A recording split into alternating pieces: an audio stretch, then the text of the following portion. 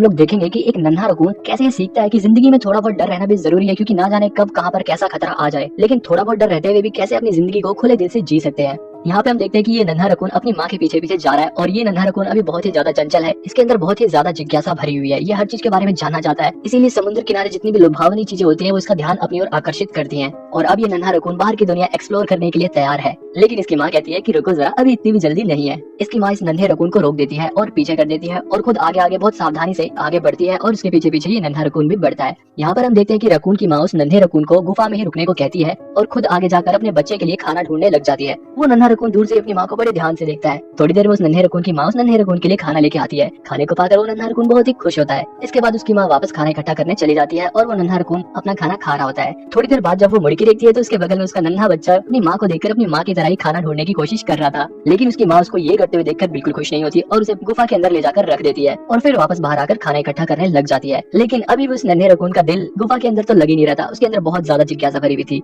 फिर क्या, वो गुफा से बाहर निकल जाता है और एक पत्थर के पीछे पहुंचता है। वहाँ उसे मिलता है एक शीशल। उसे वो शीशल काफी पसंद आता है और उसे वो अपने पास रख लेता है। लेकिन जब भी उसकी माँ भी वहाँ पर आ जाती है और इस बार उसकी माँ काफी ज्यादा गुस्से में है और वो उसे डांटते हुए उसे गुफा के अंदर ले जाके पटक देती है और उसका वो शीशल भी तोड़ देती है। वो बच्चा कुछ समझ नहीं पा रहा था, वो काफी सहम गया था और उसका शीशल टूट गया था। इस वजह से वो काफी उदास भी था। जब भी थोड़ी देर बाद वहाँ पर एक पक्षी आता है और वो उस नन्हे रकून से शीशल का टुकड़ा छीन कर उड़ जाता है। वो नन्हा रकून भी अपने शीशल को कैसे छोड़ देता, वो भी उस बर्ड के पीछे पीछे दौड़ने लग जाता है। दौड़ते दौड़ते वो इतनी आगे पहुंच जाता है कि वो क्योटो के पास पहुंच जाता है जो अपने शिकार को ढूंढ रहा था। जैसे ही क्योटो उस नन्हे रकून को देखता है वो उसके ऊपर चढ़ता है और वो उस नन्हे रकून की नाक के ऊपर एक पंजा मार देता है। कि जब भी उस नन्हे रकून को बचाने के लिए उसकी माँ आ जाती है और अपने बच्चे के साथ एक पेड़ पर चढ़ जाती है। उस नन्हे रकून की माँ इस बार बहुत ही ज्यादा गुस्से में थी और वो अपने बच्चे को ये बताने से पहले कि उसकी आंख के ऊपर भी ऐसे खतरनाक शिकारी की वजह से निशान पड़ा है, अपने बच्चे को खूब डांटती है। यहाँ पर वो नन्हा रकून अपनी माँ की डांट की वजह से काफी ज्यादा डर जाता है और इस तरह से उसकी माँ और उस नन्हे रकून में काफी ज्यादा दूरियां हो जाती हैं। दोस्तों, अब इस कहानी का सबसे मेन पार्ट शुरू हो जो काफी ज्यादा इंटरेस्टिंग है। इसके बाद कई साल बीत जाते हैं और अब हम देखते हैं उस नन्हे रकून को जो अब काफी बड़ा हो गया है और अब इस बड़े रकून का एक छोटा सा प्यारा सा बच्चा भी है और वो फटाक से कूद के दुनिया एक्सप्लोर करना चाहता था कि जब भी उसकी माँ भी उसे पीछे खींच लेती है। अब ये रकून भी अपने बच्चे की परवरिश बिल्कुल वैसे ही करती है जैसे इसकी परवरिश बचपन में इसकी माँ ने करी थी। ये भी अपने बच्चे को लेकर काफी ज्यादा ओवर प्रोटेक्टिव है, लेकिन इसका बच्चा भी इसी की तरह ही है।